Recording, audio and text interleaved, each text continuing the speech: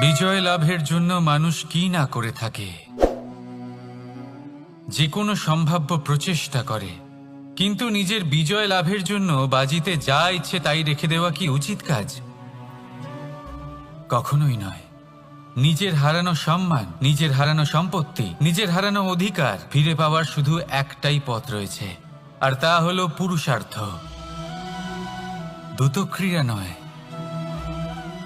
যে মানুষ নিজেই হেরে গেছে, নিজেই নিজের জয়লাভ করার জন্য অন্য কাউকে কিভাবে বাজিতে রাখতে পারে? এ হলো সম্পূর্ণরূপে অনুচিত। অনেক সময় অনেক ধন লাভ করার জন্য, অনেক সম্পত্তি লাভ করার জন্য আমরা নিজের আসল ধন, আমাদের আপনজন, তাদেরকে হারিয়ে ফেলতেও প্রস্তুত হয়ে যাই। এটা একেবারেই উচিত নয়। যত বড়ই সংকট আসুক না কেন, আমাদের আপনজনদের আমাদের সাথেই রাখা উচিত। নিজের বিজয়ের জন্য ওনাদের বাজি রাখা ঠিক নয়। এই ভুল কেউ একজন করেছেন, আপনি তা ভুলেও করবেন না। রাধা রাধা। নারী জন্মসূত্রে কারোর কন্যা, ধর্মসূত্রে কারোর পত্নী, আর কর্মসূত্রে কারোর মা। আমাদের মনে এই ছবি আঁকা রয়েছে একজন নারীকে নিয়ে, তাই না? একটা অতুলনীয় ভূমিকা রয়েছে নারীদের আমাদের জীবনে, আর নারী ছাড়া আমরা কিছুই নই। কিন্তু অধিকার, সেখানে আমরা একটা ভুল করে বসি। যখন নারী একজন কন্যা থাকে, যখন সে জন্ম নেয়, তখন তার ওপর অধিকার থাকে তার পিতার। আর তারপর যখন বিয়ে হয়ে যায়, তখন তার অস্তিত্বের ওপর অধিকার থাকে তার স্বামীর। আর যখন তিনি মা হন, তখন নিজেই তিনি জীবনের সমস্ত অধিকার দিয়ে দেন তার সন্তানকে। কিন্তু আমরা কি কখনো এটা ভেবেছি এই জীবন হলো তার নিজের? যে নারী সবার কল্যাণ করছেন, তার জীবনের অধিকারও তার কাছেই থাকা উচিত, তাই না? তার নিজের জীবনের সিদ্ধান্ত সে নিজেই নিতে পারেন, নিজেই নিজের ভাগ্যের রচয়িতা হতে পারেন। আর এর জন্য আমাদের নিজেদের পাল্টাতে হবে, দৃষ্টিভঙ্গি পাল্টাতে হবে। কারণ এই ধারণা সেটা আজ বা কালকের ব্যাপার নয়, এটা ঘটে চলেছে বহু বছর ধরে, আর চলতেই থাকবে যদি আমরা এটা না বদলাই। আর এটা তখনই সম্ভব হবে যখন আমরা নিজেদের মধ্যে পরিবর্তন আনব। তাই আজকের পর থেকে, এই মুহূর্ত থেকে, কোনো নারীর ওপর অকারণ অধিকার স্থাপনের আগে সহস্রবার ভেবে দেখবেন। কারণ যখন নারী নিজের অধিকার কেড়ে নিতে বাধ্য হবেন, তখন শুধু এবং শুধুমাত্র বিনাশই ঘটবে। রাধা রাধা।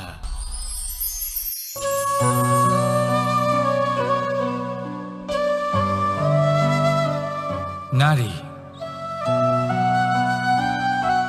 পুরুষরা যাকে নাম দিয়েছেন ত্রিয়া, কেন দিয়েছেন, কে দিয়েছেন, কেউ তা জানে না।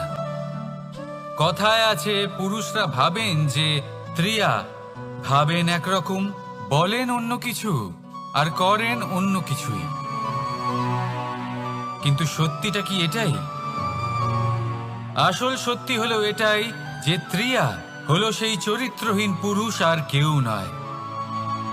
সেই পুরুষ যারা নারীকে বলেন যে আপনি হলেন মা, আপনি হলেন দেবী, আপনি হলেন বোন। আর ভাবেন কি?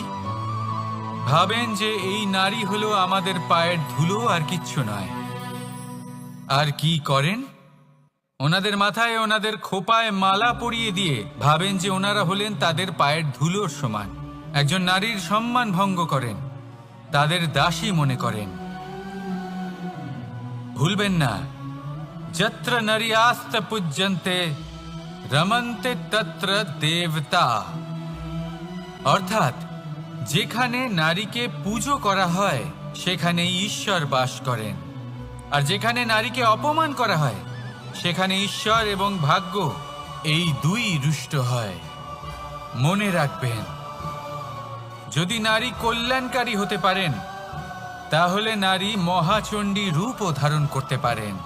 যদি একজন নারী মাতা হয়ে জন্মদান করতে পারেন, তাহলে নারী মৃত্যু হয়ে বিনাশও করতে পারেন। যেখানে নারী অপমানিত হবেন, সেখানে মহান ভারতও মহাভারতের পথে অগ্রসর হতে পারে। তাই মনে রাখবেন, নারীর অপমান যেন কখনোই না ঘটে। আর যদি কোথাও নারীর অপমান হয়, তার অর্থ হলো আপনার বিনাশ আপনার দিকেই আসছে। আর এটা হলো তার প্রথম পদক্ষেপের প্রথম পদধ্বনি। রাধা রাধা। যদি সন্তান কোনো দুষ্কর্ম করে, তাহলে সেই অপরাধ শুধু কি সেই সন্তানের?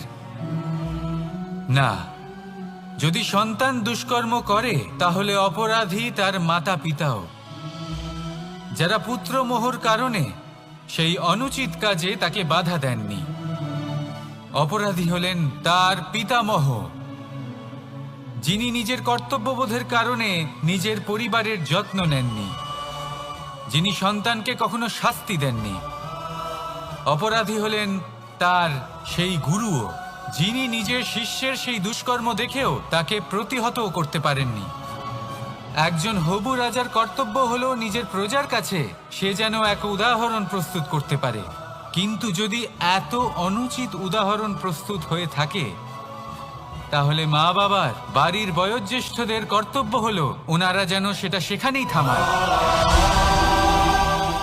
হয় ভালোবেসে, নয়তো শাস্তি দিয়ে। যদি না থামানো হয়, তাহলে মহাভারত অবশ্যম্ভাবী। অনেক ব্যক্তির মনে একটা প্রশ্ন জাগে আমাকে আর রাধাকে নিয়ে। বলেন যে, না আমি আর রাধা একসাথে থাকি, না আমাদের বিয়ে হয়েছে। আমি এখানে দ্বারকাতে, ও ওখানে বর্ষণাতে, তাও এত ভালোবাসা কি করে? এ কেমন সম্পর্ক? আমি তাদের একটা সহজ কথা বলতে চাই। আপনি কখনো আয়নার দিকে দেখেছেন? নিজের দুই চোখের দিকে তাকিয়ে জিজ্ঞাসা করুন, এই দুই চোখ একসাথে কেন বন্ধ হয়, একসাথে কেন খোলে, একসাথে কেন ঘুমোয়, একসাথে কেন কাঁদে? আজীবন কোনো এক মানুষের সাথে সম্পর্ক রাখা অবশ্যই সম্ভব, তাদের সাথে দেখা না করে। আমার আর রাধার ভালোবাসাও কিছুটা এরকমই, আর কিছুটা এরকমই হয় ভালোবাসা দুই নয়নের মতো, যারা কখনোই মিলিত হবে না, কিন্তু চিরকালের জন্য একসাথে জুড়ে থাকবে। এই অনুভূতি নিঃস্বার্থ হয়, আর এই নিঃস্বার্থ ভালোবাসা আপনাকে আনন্দের পথে অগ্রসর করে। জীবনে সবসময় নিঃস্বার্থভাবে ভালোবাসুন, শুধুমাত্র আনন্দই পাবেন। তাহলে আসুন আমার সাথে নিঃস্বার্থভাবে ভালোবেসে বলুন, রাধা রাধা। মানুষ, কোনো ব্যক্তির নির্মাণ হয় কিভাবে? কেউ বলবেন পঞ্চতত্ত্বের দ্বারা, কেউ বলবেন আত্মা, দেহ ও চেতনার দ্বারা, কেউ বলবেন ঈশ্বরের কৃপার দ্বারা, তো কেউ বলবেন এই প্রকৃতির পরীক্ষার দ্বারা। না, মানুষের নির্মাণ হয়ে থাকে বিশ্বাস দ্বারা।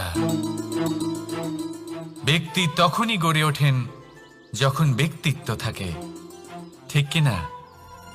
আর ব্যক্তিত্ব তখনই হবে, আর সেরকমই হবে যেরকম বিশ্বাস আপনি নিজের উপরে রাখবেন। যদি আপনি মনে করেন আপনি বিষের ন্যায় হবেন, তাহলে আপনি বিষাক্তই হবেন। যদি আপনি এটা মনে করেন যে আপনি অমৃতের ন্যায় হবেন, তাহলে আপনি অমরই হয়ে যাবেন। যদি আপনি নিজের উপরে বিশ্বাস রাখেন যে আপনি সংসারের সব থেকে উঁচু পর্বতের শিখরে পৌঁছতে পারবেন, তাহলে আপনি অবশ্যই পৌঁছবেন। যদি আপনার এরকম মনে হয় যে আপনি এরকম কখনো করতে পারবেন না, তাহলে এরকম কখনোই হবে না। ভেবে দেখবেন, বিশ্বাসের মধ্যেই বিশ্ব বাস করে থাকে। তো আপনার অস্তিত্ব কেন করবে না? যেমন বিশ্বাস আপনি নিজের উপরে রাখবেন, তেমনই আপনি হয়ে উঠবেন। সেই জন্য নিজের উপরে বিশ্বাস রাখুন। আর হ্যাঁ, ভালোবেসে বলুন, রাধা রাধা। শত্রুতা। একজন মানুষ অন্য মানুষের সাথে শত্রুতা করে বসেন, দুজন ঘনিষ্ঠ বন্ধু। এমনও এক সময় আসতে পারে যখন এনারা একে অপরের শত্রু হয়ে ওঠেন। এর অনেকগুলো কারণ হতে পারে, কিন্তু মূল কারণ হলো আলোচনা। আগে হ্যাঁ, আপনি যদি কারোর বিষয়ে আলোচনা করেন তাহলে সে আপনার শত্রু হয়ে যেতে পারে। এবার মনে একটা প্রশ্ন আসতে পারে যে এটা কিভাবে সম্ভব হতে পারে? আলোচনা, এটা তো অত্যন্ত জরুরি। যদি আমি নিজের বন্ধুর খারাপ কাজের বিষয়ে আলোচনাই না করি তাহলে সে শুধরবে কি করে? এ কথা সত্যি যে আলোচনা আবশ্যক, কিন্তু তার থেকেও বেশি গুরুত্বপূর্ণ এবং আবশ্যক হলো আপনার এই সিদ্ধান্ত। সিদ্ধান্ত এটাই যে আপনার এই আলোচনা কোন স্থানে করবেন। যদি এটা সবার সামনে করবেন ভাবেন, তাহলে তা অপমানও হয়ে যেতে পারে। যদি এটা আলাদাভাবে করেন তাহলে তা পরামর্শ হয়ে যায়। অপমান কেউ স্বীকার করতে পারেন না, কিন্তু পরামর্শ সকলের ভালো লাগে।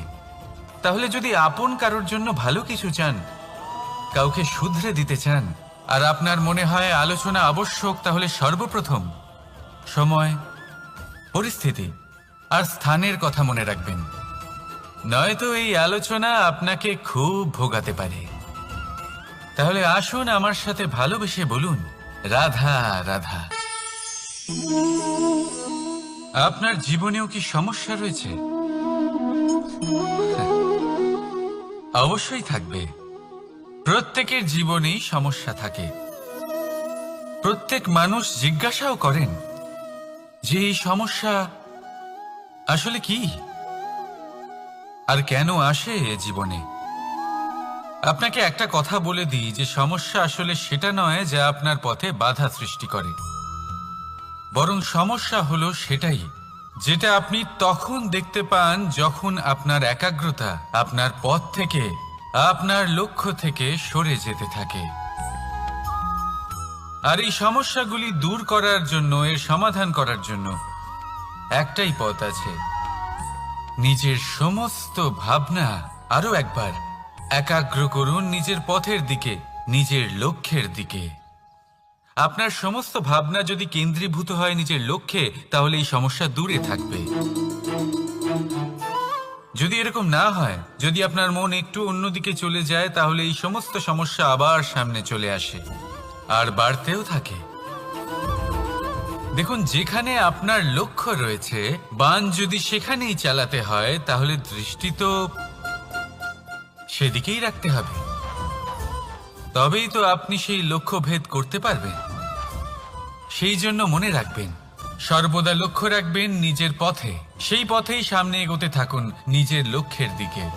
আপনি যত সামনে এগোতে থাকবেন এই সমস্যা তত পিছিয়ে যাবে। তাহলে আসুন আমার সাথে ভালোবেসে বলুন, রাধা রাধা। এই পাখিরা সত্যি খুব সুন্দর, আমার খুব ভালো লাগে। আপনি নিশ্চয়ই শুনে থাকবেন যে কিছু পাখির কাছে ডানা অবশ্যই থাকে, কিন্তু উড়তে পারে না। তারা চায় উঁচু আকাশে উড়ে বেড়াতে এবং মেঘেদের সাথে কথা বলতে, করতেই পারে না। এবার এই সংসারেও পাওয়া যায় ঘুড়িও। এদের মধ্যে না জীবন আছে, না প্রাণ আছে, আর না আছে ডানা, কিন্তু এরা আকাশের সাথে কথা বলে, হাওয়ার বেগের সাথে কথা বলে, আনন্দ করে, উৎফুল্ল হয়ে ওঠে। আকাশে জীবনের কিছু মুহূর্ত কাটায়। তার কারণ কি হতে পারে? কারণ হলো সুতো। এই সুতো যদি সঠিক হাতে থাকে, তাহলে এই কাগজের তৈরি ঘুড়িও আকাশের উচ্চতায় উড়ে বেড়াতে পারে। এবার এই সুতো আসলে কি? এই সুতো হলো আসলে ভালোবাসা, এই সুতো হলো আসলে বিশ্বাসের। আর এটা আপনি দিয়ে থাকেন তাদের হাতে যাদের আপনি বিশ্বাস করেন, যাদের আপনি নিজের সর্বস্ব দিয়ে দেন। ভেবে দেখুন, এই ভালোবাসা আর বিশ্বাসের সুতো আপনি যদি সঠিক মানুষের হাতে দিয়ে দেন, তাহলে আপনি অনেক উচ্চতায় উঠতে পারবেন, আকাশের উচ্চতায় উড়ে বেড়াতে পারবেন, মেঘের সাথে কথা বলতে পারবেন, পাখিদের মতো উড়তে পারবেন, যা ইচ্ছে তাই করতে পারবেন। শুধু এই মানুষ সঠিক হতে হবে, এমন একজন মানুষ যার মনে আপনার জন্য ভালোবাসা রয়েছে, এমন এক মানুষ যার মনে কোনো স্বার্থ নেই, যিনি পরোপকারী, এমন একজন ব্যক্তি যিনি আপনার অস্তিত্বকে বাইরে নিয়ে আসতে পারবেন, তাকে উজ্জ্বল করে তুলবেন। তাহলে ভালোবাসুন, আনন্দ করতে থাকুন, আর এই আনন্দ সহকারে বলুন, রাধা রাধা।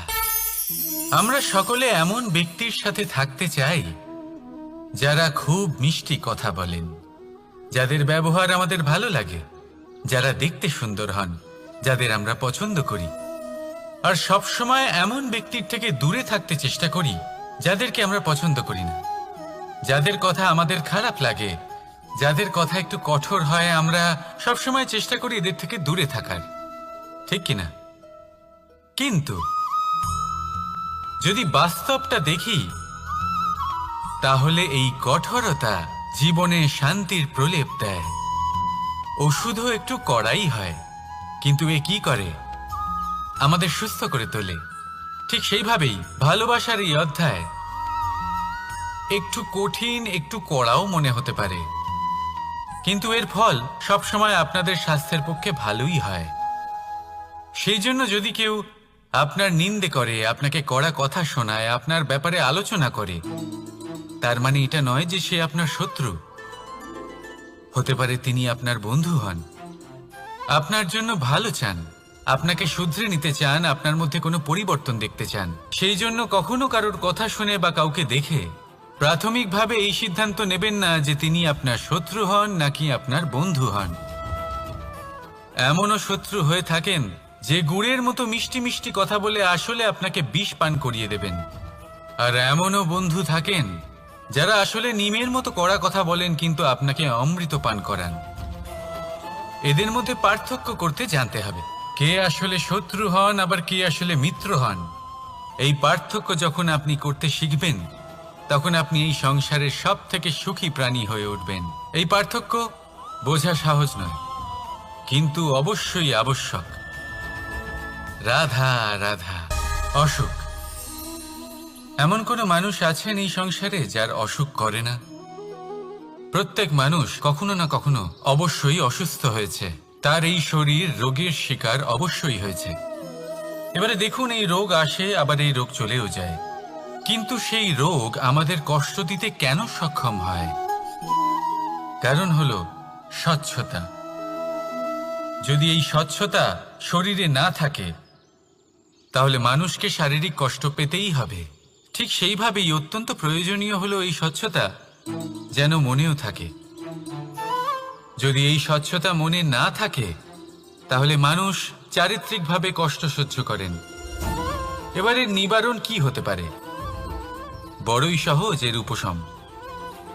যদি রোগ শরীরে হয়, তাহলে সর্বপ্রথম স্বচ্ছতা বজায় রাখতে শিখুন, এই শরীরকে পরিষ্কার রাখতে শিখুন। বিচক্ষণতার সাথে এই রোগের সম্মুখীন হন, ভয় পাওয়ার কোনো দরকার নেই। ব্যায়াম করতে থাকুন, সব ঠিক হয়ে যাবে। সেইভাবেই যদি এই অসুখ মনে হয়, তাহলে কি করা যায়? সর্বপ্রথম তার আধারের উপরে নজর দিন। আপনার এই আধারই হলো আপনার আহার। যা আপনি আহার করবেন সেরকমই মানুষ হয়ে উঠবেন। সেইভাবেই আপনি যেরকম ভাবেন সেরকমই মানুষ হয়ে উঠবেন। সেই জন্য নিজের ভাবনাকে শুভ করুন, নিজের দৃষ্টিভঙ্গিকে শুভ করে তুলুন, সব কিছু সঠিক হবে। আপনার আমার সবার মধ্যেই এক রাক্ষস বাস করে, তার সম্মুখীন হন, তাকে পরাস্ত করুন। তাহলে এই রোগ সে শরীরেই হোক বা মনের মধ্যে, যদি সঠিক সময় তাকে আটকানো না যায়, তাহলে যে কোনো সময় তা মহামারীর রূপ ধারণ করবে। সেই জন্য সাবধানে থাকুন, সুস্থ থাকুন। তাহলে আসুন আমার সাথে ভালোবেসে বলুন রাধা রাধা। বাজ পাখিকে পক্ষীরাজ বলা হয়। বাজের আয়ু হলো মোটামুটি 70 বছর। এবার 40 বছর হতে হতেই ওদের পালক লম্বা এবং ভঙ্গুর হয়ে যেতে থাকে, ঠোঁট বেঁকে যায়, ডানা ভারী হয়ে যায়, অর্থাৎ আগের মতো উড়তে পারে না, সেই শক্তি থাকে না। এবার সেই বাজ কি করবে? বাজ সব থেকে কঠিন নির্বাচন করে, নির্বাচন নিজের পুনর্স্থাপনার। সর্বপ্রথম একটা বিশাল পর্বতে যায়, একান্তে নিজের এক বাসস্থান তৈরি করে, আর তারপরে পাথরের সাথে নিজের ঠোঁট বারবার আঘাত করতে করতে সেই ঠোঁট ভেঙে ফেলে। তারপরে সে অপেক্ষা করে সেই ঠোঁট পুনর্নির্মাণ হওয়ার। তারপর সেটাই করে নিজের পালকের সাথে। তারপরে নিজের ডানা থেকে এক এক করে ভারী পালকগুলো ছিঁড়ে ফেলে দেয়। আর তারপর 150 দিনের এই যন্ত্রণা সহ্য করার পরে ও ফিরে পায় নিজের ওড়বার অনন্য ক্ষমতা, সেই শক্তি। আর তারপরে ও জীবনের পরবর্তী 30 বছর বাঁচে।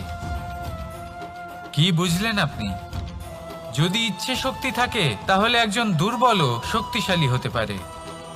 আপনিও এটাই করুন, নিজের অতীতের যন্ত্রণার বোঝাগুলিকে ত্যাগ করুন আর কল্পনার খোলা আকাশে উন্মুক্ত হয়ে উড়ে বেড়ান। নিজের পুনর্স্থাপনা করুন, তবেই সর্বশ্রেষ্ঠ হতে পারবেন।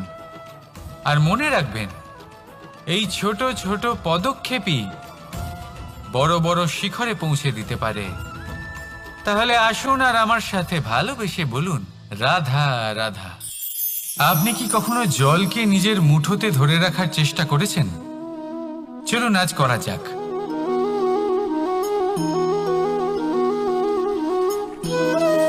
যদি আপনি নিজের মুঠো জোরে বন্ধ করেন,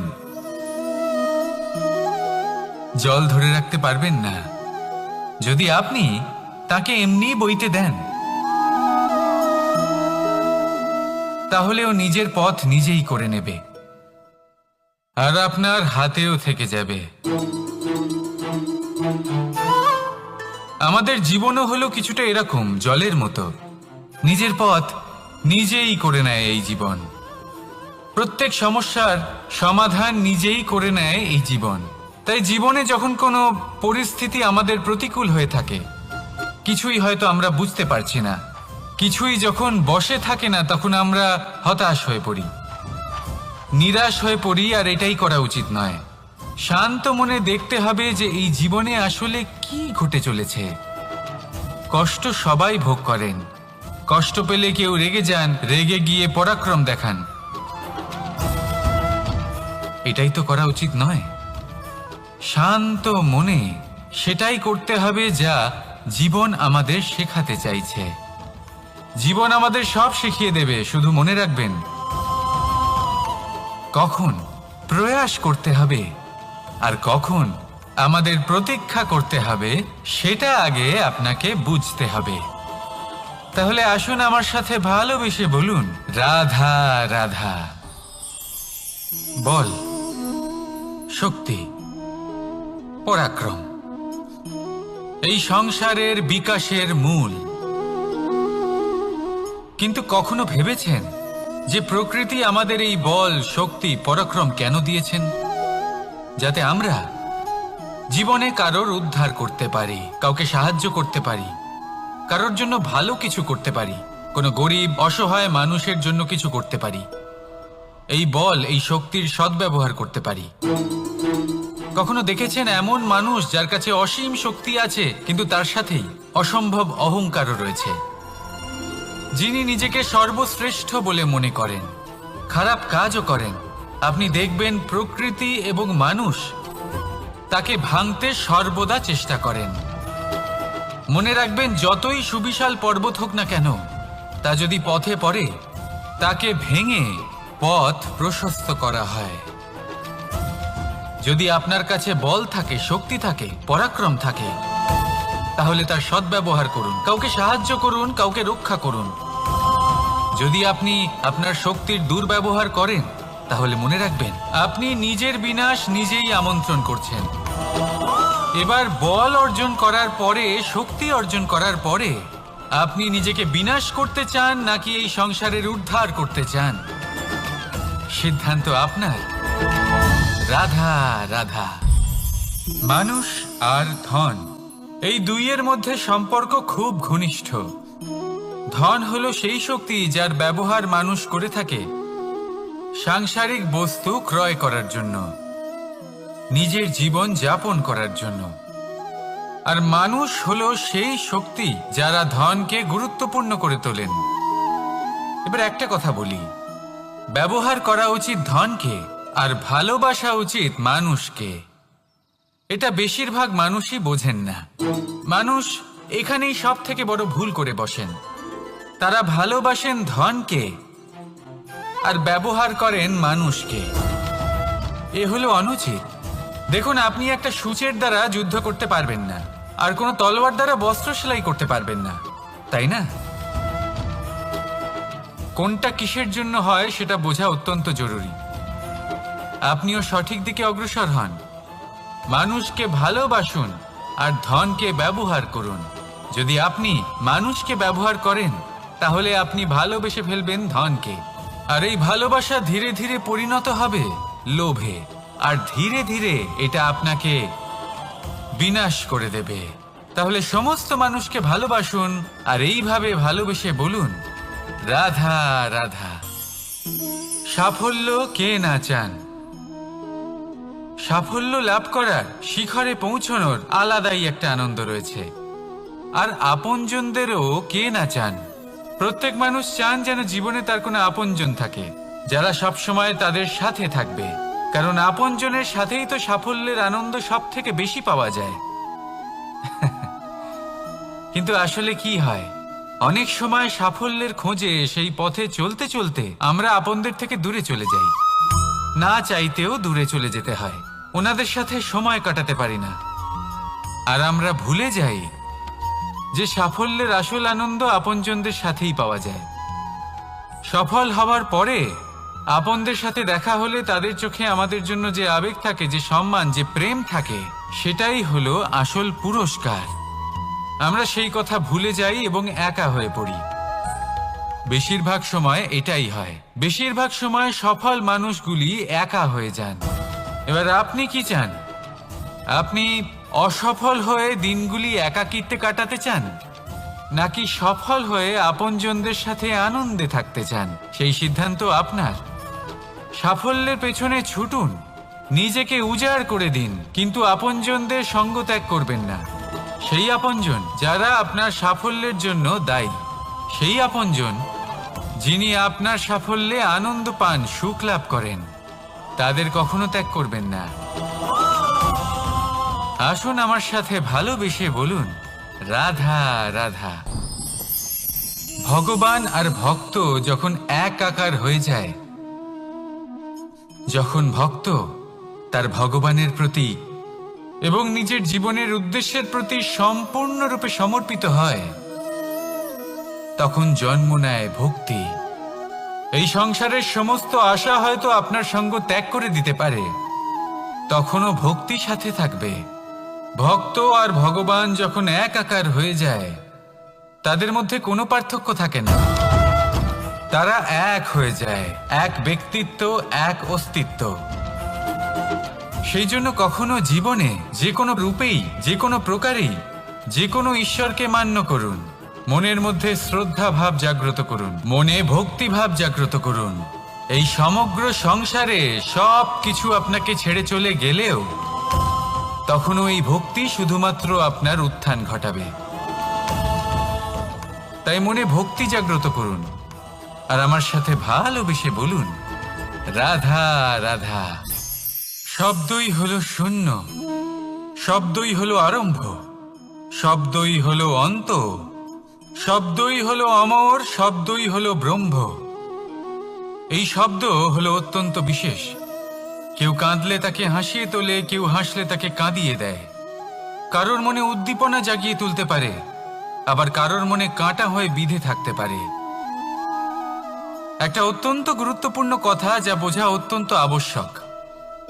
আপনার মন, আপনার হৃদয় যতই শুদ্ধ হোক না কেন, যতই পবিত্র হোক না কেন, আপনার দৃষ্টিভঙ্গি যতই স্পষ্ট হোক না কেন, যদি আপনার কথা পবিত্র না হয়, যদি আপনার শব্দ শুদ্ধ না হয়, তাহলে তা আপনাকে আপনার কর্মফল ভোগ করতে বাধ্য করবেই। একটা সহজ উদাহরণ দিই। আপনার জীবনে এমন কেউ অবশ্যই থাকবেন যাকে আপনি পছন্দ করেন না, যিনি হয়তো অধর্মী মানুষ, যিনি হয়তো দুর্বুদ্ধি সম্পন্ন মানুষ, কিন্তু তার জন্য অপশব্দ প্রয়োগ করলে তার মধ্যে কোনো পরিবর্তন আসবে না, তার মানসিকতা বদলাবে না, শুধু মনে প্রতিশোধ স্পৃহা জেগে উঠবে, মনে হিংসা জাগবে, আর কিচ্ছু নয়। সেই জন্য নিজের শব্দকে নিয়ন্ত্রণ করুন, নিজের কথা সংযত করুন। শ্রেষ্ঠ থেকে শ্রেষ্ঠতর মানুষকেও সাবধানী হতে হয়, কারণ যদি এই শব্দের প্রয়োগ সঠিক না হয়, তাহলে আজীবন মানুষকে নির্বাক হয়ে থাকতে হতে পারে। তাহলে নিজের শব্দ নিয়ন্ত্রিত রাখুন, নিজের কথাকে শুভ করুন, এতে প্রেমবোধ জাগিয়ে তুলুন, আর সেই প্রেমবোধ নিয়েই বলুন রাধা রাধা। বরদান এবং অভিশাপ, এই দুই হলো একই মুদ্রার দুটি পিঠ। এই বরদান আমরা অনেক কারণে পেতে পারি, কখনো নিজের পরিশ্রমের কারণে, কখনো নিজের তপস্যার কারণে, কখনো আমাদের পূর্বপুরুষদের কর্ম ও তপস্যার কারণে। কিন্তু এই বরদান কতক্ষণ বরদান থাকবে তা আমরা নিশ্চিত করতে পারি না, তা সুনিশ্চিত করে শুধুমাত্র আমাদের কর্ম। যদি আপনাকে উদাহরণ দিই, আপনি রেশমের কীট দেখেছেন? ও বরদান পেয়েছে যে ও নিজের সুরক্ষার জন্য খোলস বানাতে পারে। এবারও তাতে এত মত্ত হয়ে যায় যে এমন এক আবরণ বানিয়ে ফেলে যাতে সে নিজেই আবদ্ধ হয়ে চাপা পড়ে মরে যায়। এটার তাৎপর্য কি? তাৎপর্য খুবই সরল। গর্ব করা খুবই ভালো, কিন্তু অহংকার করা কখনোই উচিত নয়। যদি অহংকার মনের মধ্যে প্রবেশ করে, তাহলে এই বরদান অভিশাপে পরিণত হতে সময় লাগে না। আর যদি কর্মশ্রেষ্ঠ হয়, তাহলে অভিশাপও বরদানে পরিণত হয়। তাহলে আসুন, শ্রেষ্ঠ কর্ম করুন আর আমার সাথে ভালোবেসে বলুন রাধা রাধা। সুখ, দুঃখ, মৃত্যু, মহামারী, এগুলো কখনো বলে আসে না, আবার জিজ্ঞাসা করেও আসে না। এমনই হয় দ্রুত ক্রীড়ার এই খেলায়। এক কারাগারের মতো, একটা মাকড়সার জালের মতো। যেমন একটা মাকড়সার জাল একটা পোকাকে নিজের দিকে আসতে আকর্ষিত করে নিজের চমকের দ্বারা, নিজের গঠন দ্বারা, সেরকমই দ্রুত ক্রীড়ার এই খেলা মানুষকে নিজের দিকে আসতে প্ররোচিত করে। শেষে গিয়ে মানুষ আটকা পড়ে। পার্থক্য শুধু এটাই, যখন এক পোকা এই জালে জড়িয়ে পড়ে তখন সে তার প্রাণ হারায়। মানুষ যখন এই দ্রুত ক্রীড়ায় আকর্ষিত হয়, সে নিজের মান, নিজের ধন সব কিছু হারায়, নিজের বিবেক হারিয়ে ফেলে। কিন্তু আপনি আপনার বিবেক কখনোই হারাবেন না। যদি আপনার মনে লোভ চলে আসে, আপনি লোভী হয়ে ওঠেন। যদি আপনি দ্রুত ক্রীড়ার এই খেলায় আটকা পড়েন, তাহলে মনে রাখবেন, এই খেলা থেকে ফিরে আসা প্রায় অসম্ভবই বলা যায়। নিজের বিবেক কখনো হারাতে দেবেন না, কারণ বিনাশ আসার প্রথম লক্ষণ হলো বিবেকের বোধ চলে যাওয়া। এই প্ররোচনায় কখনো পা দেবেন না। আর আমার সাথে ভালোবেসে বলুন রাধা রাধা। বিজয়, বিজয় লাভের জন্য মানুষ কি না করে থাকে, যে কোনো সম্ভাব্য প্রচেষ্টা করে। কিন্তু নিজের বিজয় লাভের জন্য বাজিতে যা ইচ্ছে তাই রেখে দেওয়া কি উচিত কাজ? কখনোই নয়। নিজের হারানো সম্মান, নিজের হারানো সম্পত্তি, নিজের হারানো অধিকার ফিরে পাওয়ার শুধু একটাই পথ রয়েছে, আর তা হলো পুরুষার্থ, দ্রুতক্রিয়া নয়। যে মানুষ নিজেই হেরে গেছে, নিজেই নিজের জয়লাভ করার জন্য অন্য কাউকে কিভাবে বাজিতে রাখতে পারে? এ হলো সম্পূর্ণরূপে অনুচিত। অনেক সময় অনেক ধন লাভ করার জন্য, অনেক সম্পত্তি লাভ করার জন্য আমরা নিজের আসল ধন, আমাদের আপনজন, তাদেরকে হারিয়ে ফেলতেও প্রস্তুত হয়ে যাই। এটা একেবারেই উচিত নয়। যত বড়ই সংকট আসুক না কেন, আমাদের আপনজনদের আমাদের সাথেই রাখা উচিত। নিজের বিজয়ের জন্য ওনাদের বাজি রাখা ঠিক নয়। এই ভুল কেউ একজন করেছেন, আপনি তা ভুলেও করবেন না। রাধা রাধা। নারী জন্মসূত্রে কারোর কন্যা, ধর্মসূত্রে কারোর পত্নী, আর কর্মসূত্রে কারোর মা। আমাদের মনে এই ছবি আঁকা রয়েছে একজন নারীকে নিয়ে, তাই না? একটা অতুলনীয় ভূমিকা রয়েছে নারীদের আমাদের জীবনে, আর নারী ছাড়া আমরা কিছুই নই। কিন্তু অধিকার, সেখানে আমরা একটা ভুল করে বসি। যখন নারী একজন কন্যা থাকে, যখন সে জন্ম নেয়, তখন তার ওপর অধিকার থাকে তার পিতার। আর তারপর যখন বিয়ে হয়ে যায়, তখন তার অস্তিত্বের উপর অধিকার থাকে তার স্বামীর। আর যখন তিনি মা হন, তখন নিজেই তিনি জীবনের সমস্ত অধিকার দিয়ে দেন তার সন্তানকে। কিন্তু আমরা কি কখনো এটা ভেবেছি এই জীবন হলো তার নিজের? যে নারী সবার কল্যাণ করছেন, তার জীবনের অধিকারও তার কাছেই থাকা উচিত, তাই না? তার নিজের জীবনের সিদ্ধান্ত সে নিজেই নিতে পারেন, নিজেই নিজের ভাগ্যের রচয়িতা হতে পারেন। আর এর জন্য আমাদের নিজেদের পাল্টাতে হবে, দৃষ্টিভঙ্গি পাল্টাতে হবে। কারণ এই ধারণা সেটা আজ বা কালকের ব্যাপার নয়, এটা ঘটে চলেছে বহু বছর ধরে আর চলতেই থাকবে যদি আমরা এটা না বদলাই। আর এটা তখনই সম্ভব হবে যখন আমরা নিজেদের মধ্যে পরিবর্তন আনব। তাই আজকের পর থেকে, এই মুহূর্ত থেকে কোনো নারীর ওপর অকারণ অধিকার স্থাপনের আগে সহস্রবার ভেবে দেখবেন। কারণ যখন নারী নিজের অধিকার কেড়ে নিতে বাধ্য হবেন, তখন শুধু এবং শুধুমাত্র বিনাশই ঘটবে। রাধা রাধা।